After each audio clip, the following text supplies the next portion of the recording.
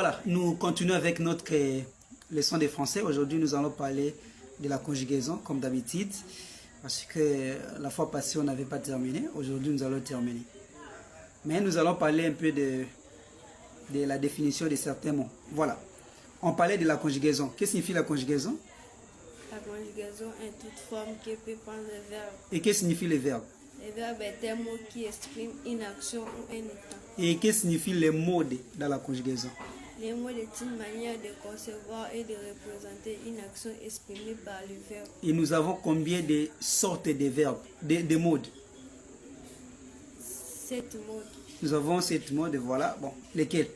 Mode Indicatif, subjonctif, impératif, conditionnel, participe, infinitif et gérondif. Gérondif. Ok, autre forme. Maintenant, ces 7 modes se répartissent en combien de groupes? Des groupes. Des groupes, lesquels? Mode impersonnel. Mode impersonnel. Et le mode personnel. Voilà. Maintenant, qu'est-ce que signifie un mode personnel? Un mode personnel, c'est un mode qui admet la distinction des personnes grammaticales. Et qu'est-ce que signifie un mode impersonnel? Un mode impersonnel, c'est un mode qui n'admet pas la distinction des personnes grammaticales. Ok. Maintenant, les modes personnels sont nombre de combien? Les modes personnels sont nombre de combien? 4. 4. Lesquels? Indicatif, subjonctif, impératif et conditionnel. Et les modes impersonnels sont nombre de combien? Infinitif, participe et les modes gérondifs. Ok. Maintenant, on parlait des verbes auxiliaires. Qu'est-ce que signifie un verbe auxiliaire? Un verbe auxiliaire, c'est un verbe qui nous permet de conjuguer d'autres verbes au temps composé. Maintenant, le mode indicatif en soi comporte combien de temps? 8 ans. Ces 8 temps se répartissent en combien de groupes? 2 groupes. Lesquels? Temps simple et l'état composé. Les temps simples sont nombre de combien? 4. Lesquels? Présent, imparfait, passé simple, futur simple, passé composé, disque imparfait, passé antérieur et le futur antérieur. Et les modes et l'état composé sont nombre de combien? Passé composé, disque imparfait, passé antérieur et le futur antérieur. Ok. Les modes, les 4 temps simples sont présent, passé, présent, imparfait, passé, simple, hein, et le futur simple. Ok, c'est bon. Alors, maintenant, nous avons les verbes du premier groupe, les verbes du deuxième groupe et les verbes du troisième groupe. Les verbes du premier groupe ont pour quelle terminaison? Et R. C'est tous les verbes? Non, sauf le verbe aller. Pourquoi est-ce que le verbe aller n'est pas un verbe du premier groupe? Parce que c'est un verbe irrégulier. Ok. Alors, maintenant, les verbes du deuxième groupe ont pour quelle terminaison? IR. C'est tous les verbes? Alors, quand est-ce qu'on peut détecter un verbe dit deuxième groupe? Pour qu'un verbe qui se termine par IR soit un verbe dit deuxième groupe, il faut que ce verbe ait la terminaison ISON à la première personne du pluriel. Very good. Thank you. Alors maintenant, on essaye. On fait un petit exercice. Nous avons le verbe partir, le verbe sortir, le verbe finir et le verbe choisir. Prenons le verbe partir. Il s'est terminé par IR.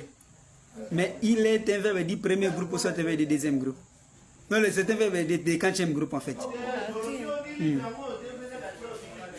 Le verbe du troisième. Very good. Je pars, tu pars, il part, elle part, nous partons. Ça n'a pas la terminaison ils sont. Ok. Alors le verbe finir. C'est un verbe du deuxième groupe. Voilà, j'ai fini, tu finis, il finit, elle finit, nous finissons. Alors le verbe. Bon, faisons. Le verbe sortir, c'est un verbe de quatrième groupe. Le verbe du troisième groupe. Troisième groupe. Je sors, tu sors, il sort, elle sort, nous sortons. Thank you. Bon, on fait juste un tout petit exemple, ou soit exercice, avec le verbe du premier groupe. On le conjugue juste au mode indicatif et on s'arrête.